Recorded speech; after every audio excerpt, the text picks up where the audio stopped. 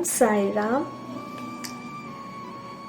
In this episode, we'll listen to some of the Leelas that is shared by Mr.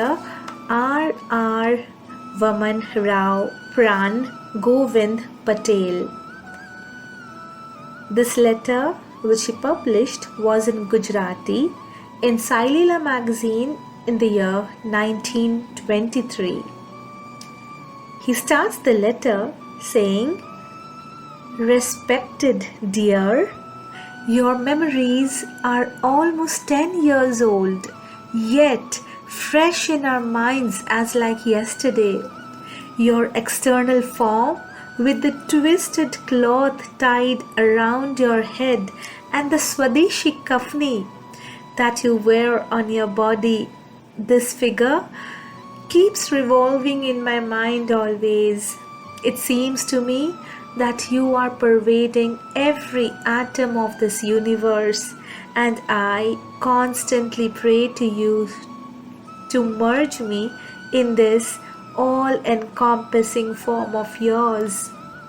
When the Western world and the research scientists are looking for the evidence to prove the presence of God, and I too was wondering on the premise if the world was an accident or was there an intelligent design, at that time providentially I was led to your presence. I had come first time for darshan at the instance of my late father, but later I came and went many a times. Once on my own will, I stayed for 4 months in the year October 1916, and many of my queries were answered accordingly to Vedic knowledge, and you also satisfied my curiosity in many instances. Once I was hungry and on the way to eatery trying to avoid your path, but you saw me and told me to go there. The same thing happened once more. Both the times I ignored your heeding of hunger, and as a result I fell sick with indigestion and stomach upset. Though I ignored your request, you cured me both the times. First time easily, but the second time there was a lot of trouble. Then you sent a sweet meat as a prasad through Bapu Sahib Jog, after eating which my stomach pain subsided and I felt better. Therefore, my experiences is that one should heed what Baba says and should not ignore it. When I stayed in Shiridi for 11 months, I used to cook for myself, but once I did not feel like cooking and thought I will eat raw food only today. Then I met Baba. He read my mind and told, "You have become lazy." I understood that Baba did not approve my resolve to eat raw food. Once you gave me the privilege to go to Bhiksha. At that time, my ring finger accidentally brushed against the wall and I started to bleed. When I returned to the masjid, you raised your ring finger as if to show me that you knew about the injury and you have taken the hurt on yourself. Upon your suggestion, I used to take meals in a devotee's place, but was not comfortable doing so. You understood my plight without telling me, and you said to me, if it does not suit you, tie up with an eatery of your meals. All these incidents shows your love and care that you feel for your devotees, Baba. Once I wanted to have your darshan and take the Manmad train and go to Baroda to visit my ailing father. Being winter, I wanted to reach in the Baroda in the morning, for which I thought to take the afternoon train from Shiridi. I came to take your darshan and ask for your permission to leave, but you did not allow me. I borrowed a railway guide from a person in the Dharmashala. I realized that there were no trains in the daytime but only went in the morning. You knew this and did not give me permission, so I took permission the next day and was able to go and visit my father. In 1911, when I first came for your darshan, I had bought your small photo to keep it in the locket as I too wanted the photo to be blessed by your touch as I saw others doing it. But being new, I felt shy and this desire remained within me. After spending many days in Shiridi, I came and asked you, can I go to Baroda? You agreed and gave me Udi, and I took a tonga and a young boy was driving it. Near Kopergaon, the driver said the guavas are very nice, shall I buy some? I thought over and asked him if he could take back for Baba. He agreed and got down to buy guavas. I too got down to relieve myself and then started walking. Near the tonga, the sound of my boots made the bulls scared. They turned and ran away towards Shiridi. I took help and tried to get them back, but in vain. I came back to the spot and waited for the driver as it was getting late, and I thought of walking to the station.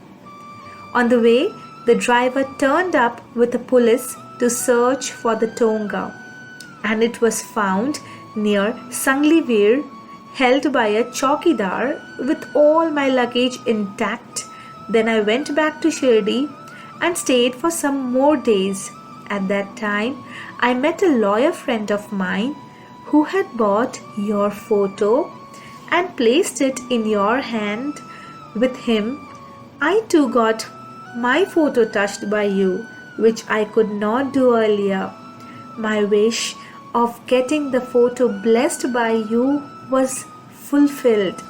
This time, I returned home with your permission and there was no obstacles in my journey. One morning, I had a stomach pain. I always keep a painkiller bottle at home for such cases, but could not find it even after a thorough search.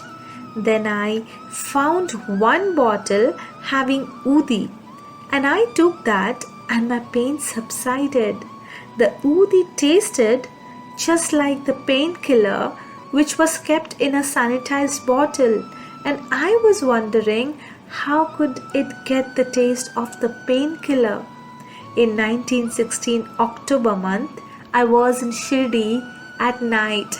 I used to sleep on desolate place on the roads, but you, like a loving father, you would send some person to search for me. Oh dear Sai, in this way you really become my mother, my father, my brother, friend, guru, and everything. As a father, you gave me the name Bhav, but from inside, I could not surrender to you with my body and soul. You are omnipresent, pure, absolute being, and I cannot describe your glories. I don't know how to address someone who is like mother, father, friend, guru, and everything. Hence, I called you in the beginning as respected dear. Though I am not qualified to be your wholehearted devotee, please, out of your great compassionate nature and divine grace, please pardon my mistakes and accept me as I am, Baba. Please accept my prostrations of this undeserving beloved of yours on whom you bestowed your unconditional love and grace. Few incidents which occurred with Vijayanand Swami and Appa Kulkarni. This Leela starts with Baba saying, "Beware, there are many thieves in the Vada, so close the door and stay carefully, or else thieves will steal away everything. Lakshmi, who is wealth, is very fickle, and this body is also perishable. So, understanding this, renounce the attachment of this worldly and transcendental things and do your duties accordingly." This is what Baba told Vijayanand Swami, and the same is mentioned in Sai Satcharita in chapter 31. Also, Baba knew that his death was near. That is why Baba advised him to read the religious texts. Baba had also told this to Appa Kulkarni, but he could not understand the meaning. Thieves will come and fight with you. That person is very clever in choosing. He will take whomever he wants. Beware. This is what Baba said. But Appa took the opportunity to manage his money. At that time, there was an outbreak of cholera in Shiridi. In no time, his body became cold and his heart rate also slowed down. Seeing his condition, his wife hurriedly went to Baba to collect Udi and also requested Baba to save her husband's life. Baba said in a calm voice, "Do not grieve. Whoever takes birth, death also awaits them. Birth and death are acts of God. Here no one lives and no one dies.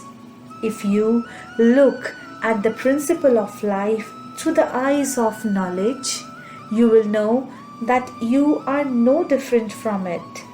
When clothes get old and discolored, you throw them away. Similarly, the soul, which is immortal, leaves the old body and goes away. Don't stop him from going. Let him go, because he has achieved the goal of his life. He will go to the heaven. Right now, he is changing his clothes in front of me." Then his wife came back home crying, but was calm after hearing Baba's pacifying words. Then Appa had passed away. The villagers were terrified of the outbreak of cholera, as it had taken the form of an epidemic. Those people came to Baba and prayed to stop this Mahamari. Baba said only 7 people will die due to cholera. After the death of 7 people, the infectiousness and the contagiousness of cholera subsided and the villagers became happy. Om Sai Ram.